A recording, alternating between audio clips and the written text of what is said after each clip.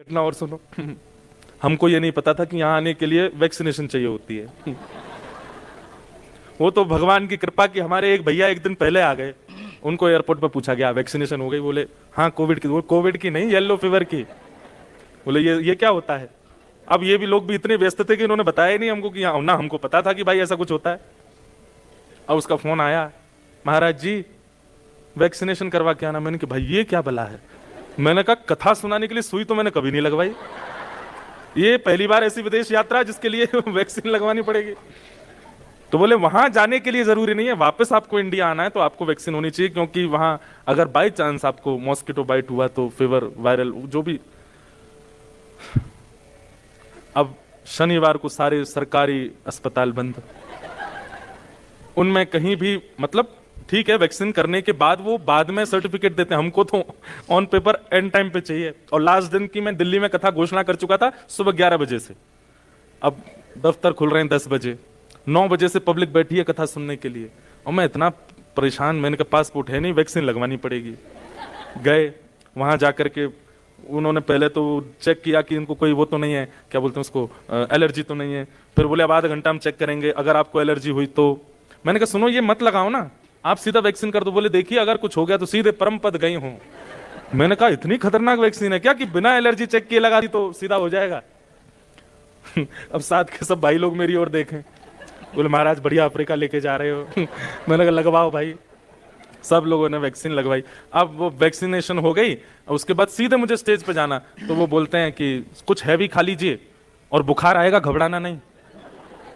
मैंने कहा यार ये तो बड़ी दिक्कत है। फिर मंच पे पहुंचे और वहां मैं डोलो, हमारे यहाँ डोलो खाते, पैरासीटामॉल मैंने तैयार रखवा रखी। मैंने कहा मुझे बुखार लगेगा तो बीच कथा में रूमाल से ले लूंगा। कथा सुनाई, कथा तक कुछ नहीं, कथा के बाद में थोड़ा शरीर टूटने लगा। परेशानी, दिमागी स्ट्रेस अलग, मन का स्ट्रेस अलग, तन का स्ट्रेस अलग, इतना सब कुछ हो रहा था। और फिर लास्ट वाले दिन क्या होता है कि सब मिलने और आते हैं जो कथा आयोजक होते हैं।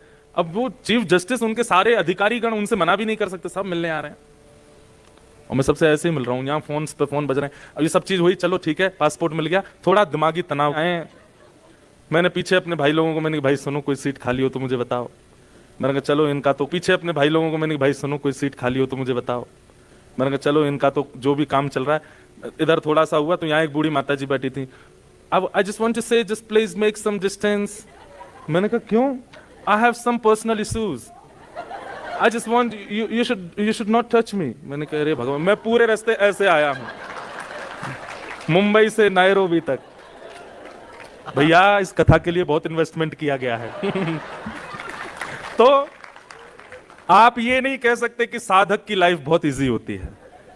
आप वैष्णव हो तो आपकी लाइफ में कोई दिक्कत नहीं होगी, ऐसा नहीं हो सकता। पर यदि आप वैष्णव हो, यदि आप भक्त हो, यदि आप हरि चिंतन करते हो, यदि आप भक्ति मार्ग में चलते हो, ठाकुर जी से प्रेम करते हो, सिचुएशंस तो आएंगी लाइफ में, पर आप उसको सिर पर धारण नहीं करोगे। उस सिचुएशन से परेशान नहीं होगे, टूटोगे नहीं। वो परेशानी तो देगी पर बाद में वो ऐसी हंसी में परिवर्तित हो जाएगा जैसे हम हंस रहे हैं। बस ये होता है लाइफ में। तो जो आपके कर्म हैं, जो आपका प्रारब्ध, वो आपको भोगने से कोई नहीं रोक सकता। पर हाँ ये हो सकता है कि नाम जप, सत्संग और भगवत भक्ति, इससे वो आने वाली परिस्थिति जो आपको तोड़ सकती थी वो आपको तोड़ेगी नहीं, आएगी तो सही, फील तो होगा। मैं कथा में कहा करता हूं कि भक्ति is just like anaesthesia injection. Anaesthesia का इंजेक्शन लगने के बाद में आपका वह पार्ट सुन्न हो जाता है।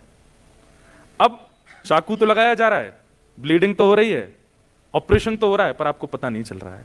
ठीक वैसे ही लाइफ में सब कुछ होगा जो नॉर्मल एक व्यक्ति के जीवन में होती हैं, परेशानियां, स्ट्रेस, डिप्रेशन, सब कुछ होगा।